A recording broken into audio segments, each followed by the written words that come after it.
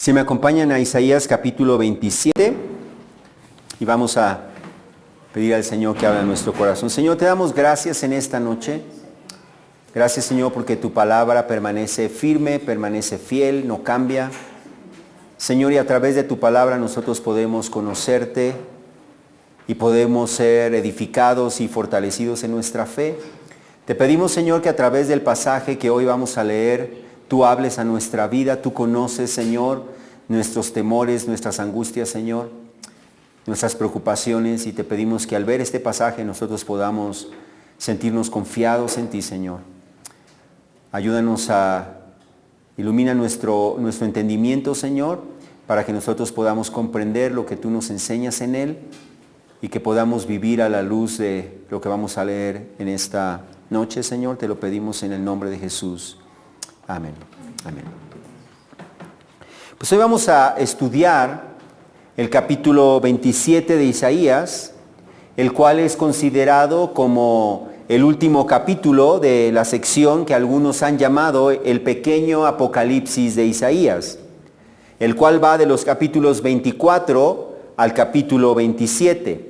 Y se le llama el pequeño Apocalipsis de Isaías porque en estos capítulos, en estos 4 capítulos, el Señor nos anuncia su juicio sobre las naciones rebeldes de la tierra y sobre los poderes espirituales malignos. Además, en estos capítulos se habla de señales cósmicas como el oscurecimiento del sol. También se habla de la futura restauración de Israel, de un banquete mesiánico al cual estarán invitados personas de todas las naciones, aquellos que se hayan rendido a Jesucristo para seguirle. Y también se habla de la resurrección de los muertos y de la destrucción de la muerte, y por eso se le ha llamado el pequeño Apocalipsis de Isaías. Y en el capítulo 27 el Señor concluye esta sección anunciando el final del maligno, el final del maligno. Y por medio de este pasaje también nos habla de la futura restauración de Israel y del medio para esa restauración. Por medio de este pasaje el Señor no solamente nos anuncia cosas por venir, sino que también nos da seguridad, la seguridad de que nuestro adversario, nuestro enemigo, el diablo, sin importar cuán amenazante, cuán poderoso o cuán invencible parezca, al final de cuentas él está sujeto bajo la autoridad de nuestro Dios y llegará al final de cuentas el día en que será juzgado, será castigado y será erradicado por completo y para siempre. Finalmente, este pasaje alimenta nuestra fe al asegurarnos que el Señor cumplirá todas sus promesas. Él disciplinará, restaurará, cuidará, protegerá y bendecirá a su pueblo en su presencia para siempre. Eso es lo que nos enseña este pasaje. Así que entonces comencemos nosotros allí en el versículo 1, en donde comienza a hablarnos acerca del final del maligno. El final del maligno. Observa cómo nuestro pasaje comienza con la expresión aquel día. Aquel día. Una expresión que ya hemos escuchado varias veces en los primeros 26 capítulos del libro de Isaías. De hecho, esa expresión se usa 7 veces en los últimos 4 capítulos. Bueno, en los últimos, 7 veces en los últimos 4 capítulos, 27, 24, 25, 26 y 27, de los cuales 4 de esas 7 veces, aparece solamente en este capítulo 27.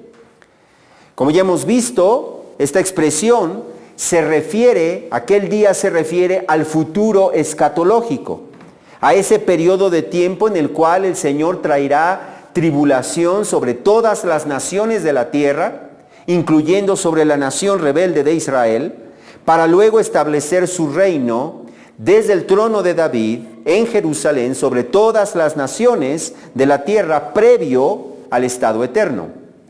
Y el versículo 1 nos dice enseguida que en aquel día Yahvé castigará con su espada inflexible, poderosa, grande y poderosa a Leviatán, serpiente huidiza, a Leviatán, serpiente tortuosa, y matará al dragón que vive en el mar. Ahora bien, esa palabra Leviatán, ¿qué es el Leviatán?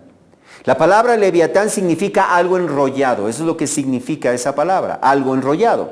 Y en la mitología cananea, Leviatán era un monstruo marino que personificaba o simbolizaba el caos y la maldad que amenaza el orden del universo al hacerle guerra a los dioses. Eso es lo que los cananeos pensaban. Ese ser mitológico que se opone a los dioses, les declara la guerra a los dioses y amenaza el orden del universo establecido por los dioses. Pero ahora bien, no es que Isaías creyera o que apoyara creencias mitológicas. Simplemente él está tomando una imagen bien conocida en su tiempo para representar el mal que se opone a Dios, pero a fin de mostrar que aún aquel que es el prototipo máximo de la maldad no es un rival para Dios. Isaías nos presenta a Leviatán, allí nos dice como una serpiente huidiza, como una serpiente tortuosa, como un dragón. Ya desde el libro de Génesis nosotros vemos a la serpiente como una representación del maligno, ya que Satanás le habló a Eva por medio de una serpiente. No es casualidad entonces que Isaías se refiera a Leviatán como una serpiente huidiza y tortuosa. Ahora bien, esa palabra huidiza tiene el sentido de ser rápida para huir y difícil de atrapar. Y exactamente así es Satanás. El hombre no puede hacerle frente, el hombre no puede atraparlo, el hombre no puede dominarlo. Por otro lado, la palabra tortuosa significa torcida o enroscada. Torcida o enroscada. Y esa palabra comunica la idea de que es una criatura moralmente torcida y maligna, pero además sumamente peligrosa, porque una serpiente que está enroscada es una serpiente que está pronta para atacar. Y así está Satanás. La Biblia nos dice que como un león rugiente, él está al acecho buscando a quien devorar. Pero el Señor prometió, desde Génesis 3:15, Él prometió aplastar la cabeza de la serpiente antigua. Él prometió derrotarla, prometió destruirla para siempre. Isaías también compara a Leviatán con un dragón, y esa palabra dragón que utiliza allí comunica la idea que tenían los pueblos cananeos de un monstruo marino enorme y sumamente peligroso.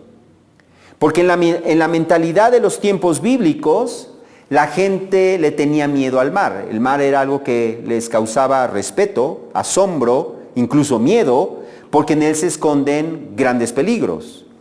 Así que entonces Isaías toma todas estas imágenes conocidas por su audiencia en su tiempo para señalar que el dragón no es un dios, como los cananeos creían, no es un dios que lucha y amenaza a Yahvé, sino que simplemente es una criatura sometida al poder de Yahvé.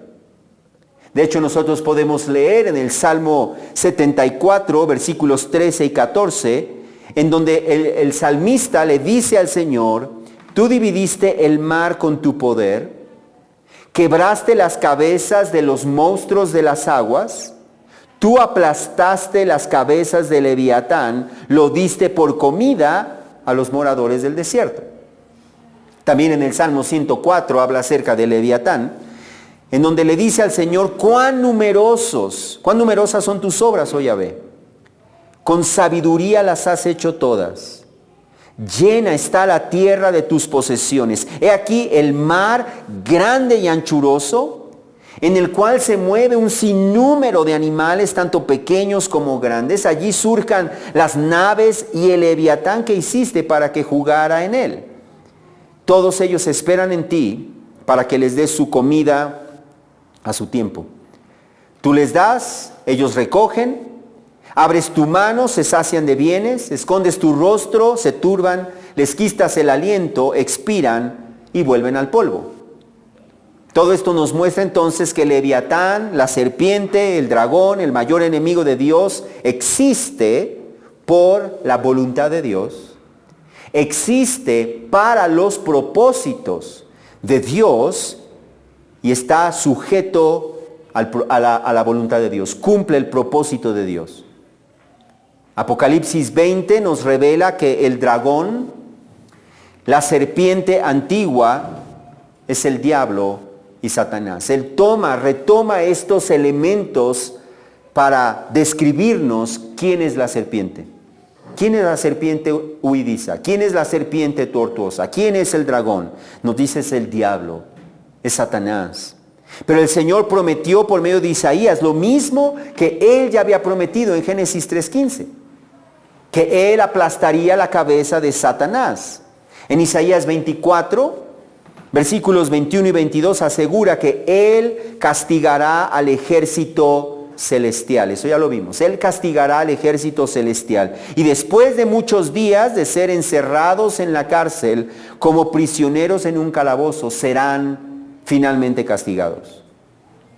Y nuestro pasaje nos habla de un castigo que es mortal, de un castigo que es definitivo. Nos dice nuestro pasaje que será con la espada inflexible, grande y poderosa del Señor. Esos tres adjetivos, inflexible, grande y poderosa, nos muestran que el juicio del Señor es inescapable, que el juicio del Señor es suficiente y que el juicio del Señor es efectivo contra cualquiera de sus enemigos. Apocalipsis 20 nos describe cómo sucederá el castigo de Satanás. En versículos 2 y 3 nos dice que un ángel prenderá al dragón, la serpiente antigua, que es el diablo y Satanás, y lo atará por 1000 años. Lo arrojará al abismo y lo encerrará y pondrá un sello sobre él para que no engañe más a las naciones hasta que se cumplan los 1000 años. Y después de esto debe ser desatado por un poco de tiempo. Pero cuando pasen esos 1000 años y sea soltado por un poco de tiempo para engañar a las naciones a fin de que suban contra el pueblo de Dios y se rebelen contra el Señor, el versículo 10 nos dice que será arrojado al lago de fuego y azufre, donde también están la bestia y el falso profeta, y serán atormentados día y noche por los siglos de los siglos. Ese será el final del maligno. Ese será el final de nuestro adversario. Ese será el final del acusador de los hermanos que nos acusa continuamente delante de la presencia de nuestro Dios. Eso nos demuestra entonces que Dios es el único soberano del universo. No existe una fuerza positiva y una fuerza negativa igualmente poderosas. Eso no existe. Nuestro Dios gobierna soberano sobre todo. Y las fuerzas de las tinieblas no prevalecerán contra Él y no prevalecerán contra su pueblo. Puesto que el Señor va a triunfar. El Señor va a triunfar. Y todos aquellos que caminen con Él triunfarán juntamente con Él. Así que entonces debemos preguntarnos si nosotros estamos caminando con Él, podemos tener la plena seguridad de que triunfaremos finalmente sobre nuestros enemigos. Señor entonces nos lleva a la restauración de Israel. La restauración de Israel. Los versículos 2 y 3 nos dicen, aquel día, fíjate, aquel día se dirá, una viña de vino, de ella canten, yo Yahvé soy su guardador, a cada momento la riego, para que nadie la dañe, la guardo noche y día. Notemos en primer lugar que en el versículo 2, el Señor no establece una secuencia cronológica de eventos. El Señor no dice que después de que Leviatán sea destruido, entonces después se cantará el cántico de la viña de vino. Más bien, en este pasaje encontramos varios eventos que tendrán lugar en ese mismo periodo de tiempo escatológico llamado aquel día.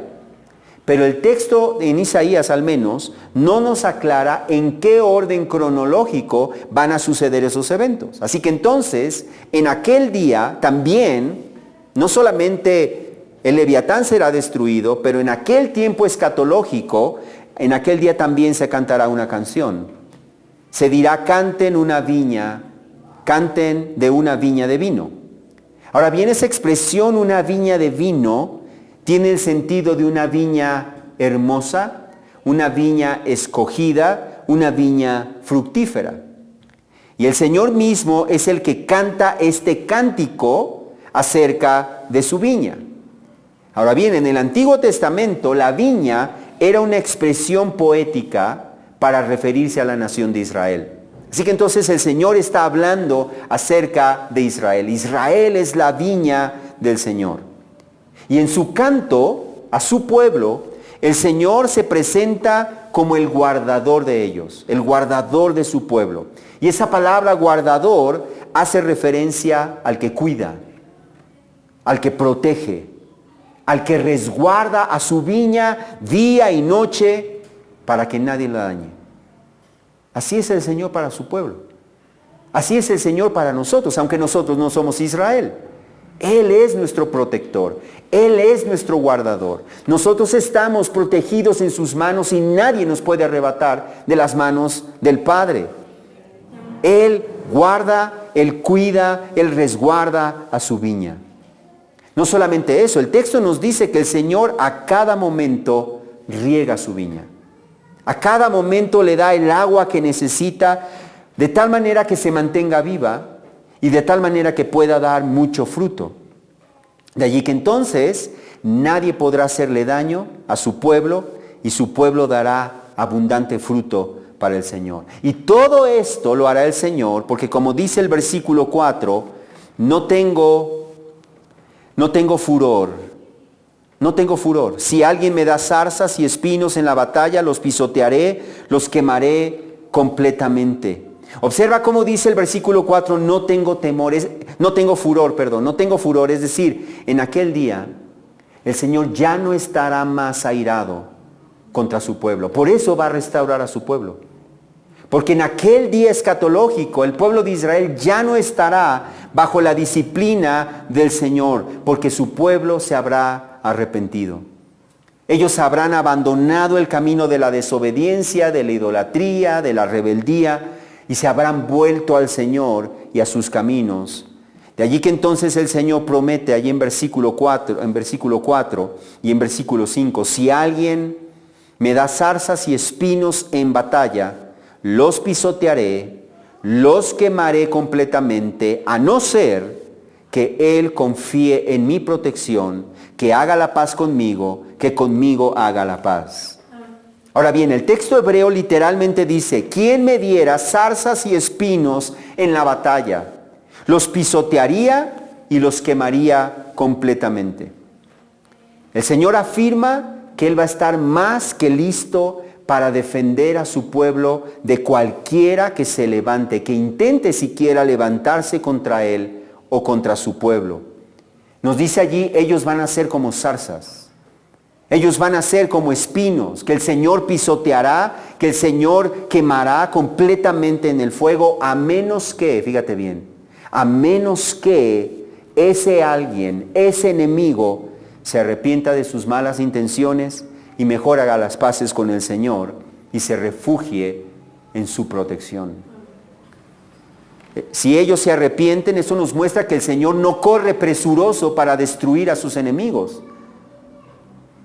Hay esperanza para todo aquel que se arrepiente, para todo enemigo que se arrepiente del mal que intentaba hacer. Si ellos hacen la paz, si ellos se arrepienten, si ellos se refugian bajo su protección, ¿qué hará el Señor? El Señor los perdonará. El Señor los perdonará, el Señor los recibirá. Pero si no lo hacen e intentan hacerle daño a su pueblo, el Señor los destruirá por completo.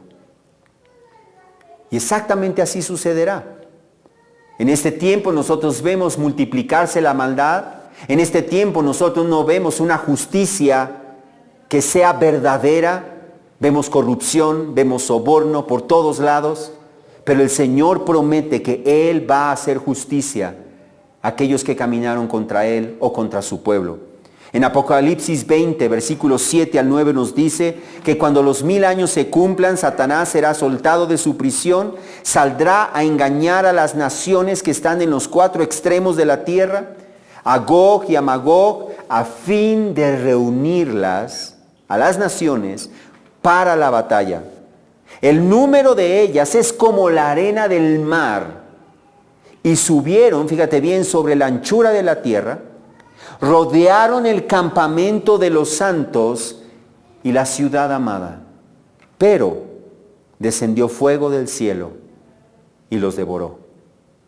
Es lo que el Señor hará al final de cuentas. Él va a destruir a todo aquel que se levante contra Él y contra su pueblo. El versículo 6 nos muestra cómo también en el futuro escatológico el Señor cumplirá las promesas que hizo a los patriarcas. Observa qué dice el versículo 6. En los días venideros, Jacob echará raíces, Israel florecerá y brotará y llenará el mundo entero de fruto. Este versículo nos deja más que claro que el Señor no ha desechado al pueblo de Israel. El Señor tiene un propósito para el pueblo de Israel. Israel no es la iglesia. Israel no ha sido reemplazado por la iglesia. El Señor tiene un futuro para la nación de Israel. Él ha prometido que en aquel día la nación de Israel, a quien llama allí Jacob, a quien llama allí Israel, echará raíces. Ellos florecerán, ellos brotarán, ellos darán fruto, y no solamente eso, sino que serán bendición para todas las naciones. Dice ahí que su fruto llenará el mundo entero. Isaías diría más tarde en capítulo 37, versículos 31 y 32, que el remanente de la casa de Judá que se salve echará de nuevo raíces por debajo y dará frutos por arriba, porque de Jerusalén saldrá un remanente y del monte Sión sobrevivientes. El celo de Yahvé de los ejércitos hará esto. De igual manera, a través del profeta Oseas, en capítulo 14, versículos 4 al 6, el Señor dijo, el Señor prometió, yo sanaré, hablando del pueblo de Israel, yo sanaré su apostasía. Los amaré generosamente, pues mi ira se ha apartado de ellos. Seré como rocío para Israel, florecerá como lirio y extenderá sus raíces como los cedros del Líbano. Brotarán sus renuevos y será su esplendor como el del olivo y su fragancia como la de los cedros del Líbano. Israel florecerá. Y lo mismo nos dice el apóstol Pablo en el Nuevo Testamento, en Romanos capítulo 11. Él enfatiza en versículo 12 que si su transgresión, es decir, la transgresión de Israel, es riqueza para el mundo y su fracaso es riqueza para los gentiles, es decir, para nosotros, ¿cuánto más será su plenitud? Ellos en este momento, el pueblo de Israel vive como enemigo de Dios, en rebeldía contra Dios, está bajo la disciplina de Dios, apartados de Dios. Pero gracias a eso, dice el apóstol Pablo, es que nosotros que no somos judíos, disfrutamos de las bendiciones espirituales de Israel, aunque no somos Israel y no seremos Israel. Más adelante en versículo 15 añade que si el excluirlos a ellos es la reconciliación del mundo, ¿qué será su admisión sino vida de entre los muertos? Es decir, ellos serán nuevamente admitidos como pueblo de Dios. El versículo 24 promete que estos, que son las ramas naturales, serán injertados en su propio olivo. Y versículos 25 y 26 concluyen diciendo que a Israel le ha acontecido un endurecimiento parcial hasta que haya entrado la plenitud de los gentiles, y así todo Israel será salvo. Pero, puesto que desde los tiempos de Isaías hasta nuestros días, Israel ha vivido y sigue viviendo en rebeldía contra el Señor, esa restauración de la cual nos promete este pasaje solamente será posible a través de la dolorosa disciplina del Señor. Y eso nos trae nuestro tercer punto. el medio para su restauración va a ser la disciplina del Señor. Observa allí en versículo 7, pregunta, ¿acaso fue herido con la herida de aquel que lo hirió? ¿Acaso fue muerto como con la matanza de los muertos? La Nueva Versión Internacional traduce estas preguntas diciendo, ¿acaso el Señor lo ha golpeado como hizo con quien lo golpeaba? ¿Acaso le dio muerte como hizo con quienes lo mataron? En otras palabras, el Señor va a hablarnos de su disciplina, pero lo primero que comienza diciéndonos es que el propósito de la disciplina del Señor no es destruir al pueblo de Israel como destruyó a las demás naciones. Dice, a las demás naciones, quienes golpeaban a Israel, el Señor los golpeó de manera definitiva. Aquellos que mataron a los israelitas, el Señor les dio muerte por completo. Dice, pero eso no es lo que Dios hizo con su pueblo. Ese no es el propósito de su disciplina. La disciplina del Señor nunca ha buscado destruir al pueblo de Israel. El Señor no los golpeó ni les dio la muerte como lo hizo con sus enemigos, porque su propósito no es destruirlos, su propósito es restaurarlos. El versículo 8 describe la disciplina del Señor sobre su pueblo, diciendo, luchaste con él, hablando de su pueblo, luchaste con él desterrándolo, expulsándolo. Con su soplo violento él lo expulsó en el día del viento del este. Como señala el comentarista John Oswald, el Señor midió cuidadosamente la magnitud de su disciplina. Él no lo hizo de manera enojada, con ira, descontrolada. Él midió cuidadosamente la magnitud de su disciplina para no destruir a su pueblo, sino llevarlos a la purificación. Él envió a su pueblo al exilio, nos dice allí, con su soplo violento, como si hubiera sido arrasado por una tormenta, un torbellino del oriente. Pero observa el versículo 9, cuál es el propósito del Señor para disciplinar a su pueblo. Dice, así pues, con esto la iniquidad de Jacob será perdonada. Ese es su propósito. Ese ha sido el propósito del Señor para su pueblo. Ese sigue siendo el propósito del Señor para su pueblo. Ese sigue siendo el propósito de Dios para nosotros, los cristianos. Es que cuando nosotros estamos viviendo en pecado y nos negamos a arrepentirnos, es al final de cuentas llevarnos a la purificación, purificarnos. Ahora bien, eso no significa que el dolor por la disciplina del Señor por sí misma tenga el poder de salvar o de lograr el perdón de pecados. Más bien, la disciplina del Señor, a través del dolor, de la incomodidad que produce, es el medio que nos hace reaccionar. A través de la disciplina el Señor nos sacude. A través de la disciplina, del dolor de la disciplina, el Señor nos hace recapacitar y nos lleva al arrepentimiento, de tal manera que a través del arrepentimiento nosotros somos perdonados. Sin arrepentimiento no hay perdón. Y la disciplina nos lleva al arrepentimiento. Y ese es el propósito. Y ese debe de ser el propósito de la disciplina en la iglesia. Ese debe de ser el propósito de la disciplina en el hogar, de los padres a los hijos. Exclusivamente ese. Hacernos reaccionar para que nos arrepintamos y podamos ser bendecidos. El resultado de la disciplina, ¿cuál será? Número 1, Israel se volverá de su pecado. Observa el versículo 9, como dice. Nos dice allí, y este será todo el fruto del perdón de su pecado cuando haga todas las piedras del altar como piedras de cal pulverizadas, cuando no estén en pie las aceras y los altares de incienso. Observa cómo la dolorosa disciplina del Señor sobre su pueblo finalmente los hará hacer todas las piedras del altar como si fueran piedras de cal pulverizadas. La Nueva Traducción Viviente lo traduce diciendo, todos los altares paganos serán reducidos al polvo. Además, todos los ídolos que Israel había levantado para adorar, como las aceras, serán derribadas, los altares de incienso destruidas. En pocas palabras, su pueblo renunciará a sus malos caminos, su pueblo renunciará a su idolatría, su pueblo renunciará a la desobediencia. Ese es el propósito del Señor. Y lo mismo es con nosotros. Cuando Él nos disciplina, es para que nosotros nos volvamos de la desobediencia a la obediencia, de la rebeldía al camino de la obediencia al Señor. Y abandonemos todo aquello que nos aparta del Señor, abandonemos todo aquello que nos estorba para obedecerlo, así como haría con Israel.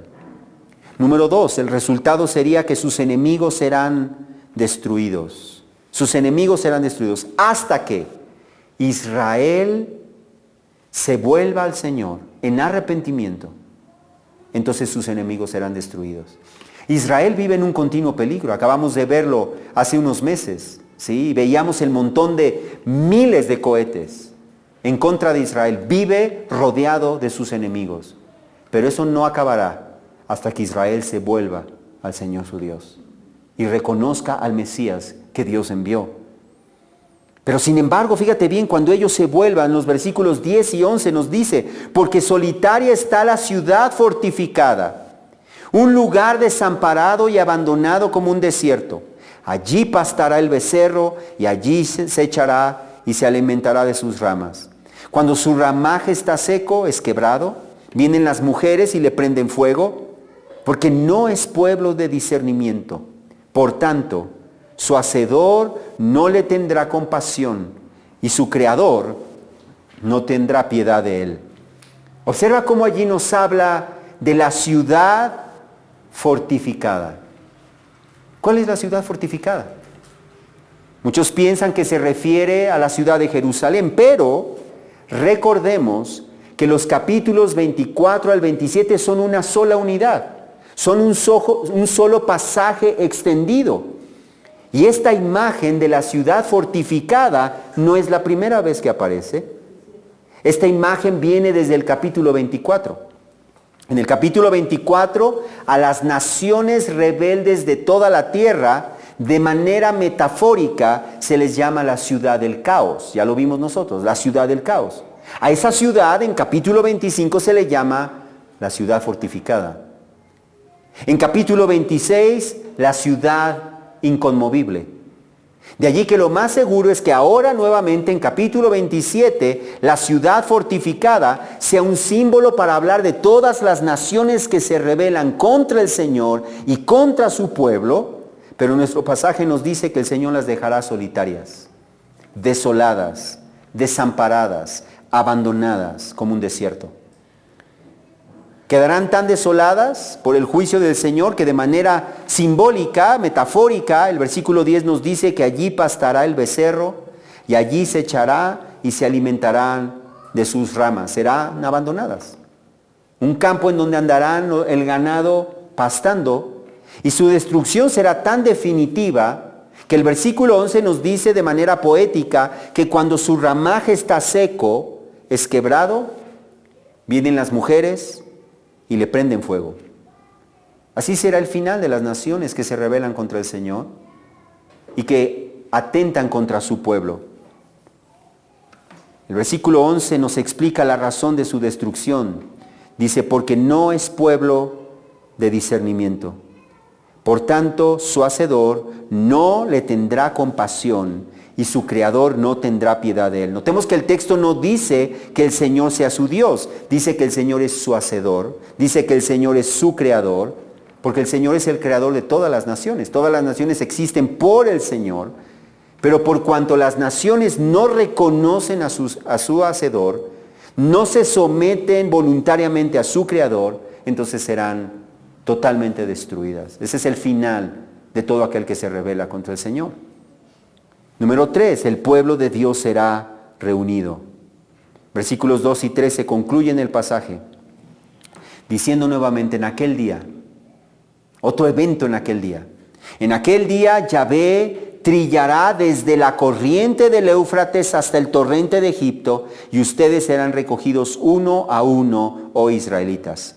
También en aquel día se tocará una gran trompeta, Y los que perecían en la tierra de Asiria y los desterrados en la tierra de Egipto vendrán y adorarán a Yahvé en el monte santo en Jerusalén. Esto nos habla entonces también del futuro escatológico. Dice, en aquel día, el mismo día del cual nos ha estado hablando, actuará el Señor, dice allí, como un recolector que trilla su campo. Ahora bien, esta palabra trillar que Isaías usa allí hace referencia a la costumbre de cosechar las aceitunas, los olivos. Para recolectar las aceitunas lo que hacen es pegarle al árbol, o lo que hacían es pegarle al árbol. De tal manera que las aceitunas maduras caían y una por una podía ser recogida. Pues esa es la imagen que el Señor presenta en los últimos tiempos cuando Él va a recoger a su pueblo. Él recogerá a su remanente. Y nos dice allí, israelita por israelita. Eso significa, ninguno se perderá. No es que el Señor simplemente va a agarrar por puños, sino que uno por uno. Él tiene cuidado personal, uno por uno. El Señor recogerá a cada uno de los que se hayan arrepentido, a cada uno de los que se hayan vuelto al Señor y a su Mesías. Él los recogerá en primer lugar, dice allí, en el territorio de Israel. Por eso nos dice en primer lugar, desde la corriente del Éufrates hasta el torrente de Egipto. Es decir, ese es el espacio comprendido de la tierra que Dios le prometió dar a su pueblo, en el territorio de Israel. Pero el versículo 13 añade que también en aquel día, dejando claro que es un evento distinto, aunque relacionado al del versículo 12, en ese mismo día, el Señor tocará una trompeta para llamar y reunir, o se tocará una trompeta para llamar y reunir a los que perecían en la tierra de Asiria y los desterrados en la tierra de Egipto. Esa expresión, los que perecían, literalmente son los que estaban perdidos, los que estaban extraviados, exiliados, abandonados, marginados, errantes. Y es posible que allí, en este pasaje, Asiria y Egipto sean símbolos de naciones paganas opresoras. De allí que entonces lo que el Señor está diciendo es que Él llamará y reunirá a su pueblo de entre todas las naciones, de entre todos aquellos que las tenían, de tal manera que Él reunirá en un solo pueblo, y ese pueblo adorará al Señor, nos dice allí. Adorarán, vendrán y adorarán a Yahvé en el monte santo de Jerusalén. Al final de cuentas, su pueblo será bendecido. Y todos aquellos que se unan a su pueblo serán juntamente bendecidos con Él. Nosotros le damos gracias a Dios porque aun cuando no éramos más que un olivo silvestre, cuando nosotros no merecíamos disfrutar de las bendiciones del Señor, sin embargo, Él nos injertó en su olivo. Y nosotros disfrutamos de esas bendiciones. Y aunque nosotros no somos Israel, y la iglesia no es Israel, sin embargo, el Señor nos ha bendecido abundantemente. Y nosotros disfrutaremos de esas bendiciones. El diablo, nuestro mayor enemigo, entonces será derrotado, será enjuiciado, será castigado eternamente. Y todos nosotros, puesto que Israel en aquel tiempo producirá fruto abundante que llenará todo el mundo, seremos bendecidos en su reino. Y vendremos y adoraremos y seremos un solo pueblo, que adoraremos al Señor para siempre. De tal manera que todo esto que sucederá en los últimos tiempos, nos debe llenar de ánimo, nos debe llenar de seguridad. Nuestros ojos nos deben estar puestos en el aquí y en el ahora. Quizá en este tiempo batallemos. Quizá esta leve tribulación momentánea nos aflija. Pero el apóstol Pablo nos dice que nosotros debemos poner nuestros ojos no en las cosas que se ven, sino en las cosas que no se ven aún. Porque las cosas que se ven son temporales, pero estas cosas son eternas. Por lo tanto, podemos vivir en este tiempo alegres, confiados, gozosos, porque sabemos que estamos en las manos del Padre y que Él nos llevará seguros a la ciudad celestial. Vamos a orar. Padre, te damos gracias. Gracias, Señor, porque aún a pesar de que en este mundo y en este tiempo estamos atribulados con muchas cosas, sin embargo podemos descansar en que todas las cosas están dentro de tu voluntad. Que tú controlas todas las cosas y que tú determinas todas las cosas conforme al consejo de tu voluntad. Así que sabemos, Señor, que tú estás buscando tu gloria y nuestro bien. Permítenos descansar en eso, Señor, sabiendo que tú nos has destinado no para condenación, no para ira, sino para alcanzar salvación. Y te damos gracias por eso, Señor. Ayúdanos a vivir confiados en ti, mientras transitamos, Señor, en nuestro peregrinar a la ciudad celestial. Te lo pedimos en el nombre de Jesús, Señor. Amén.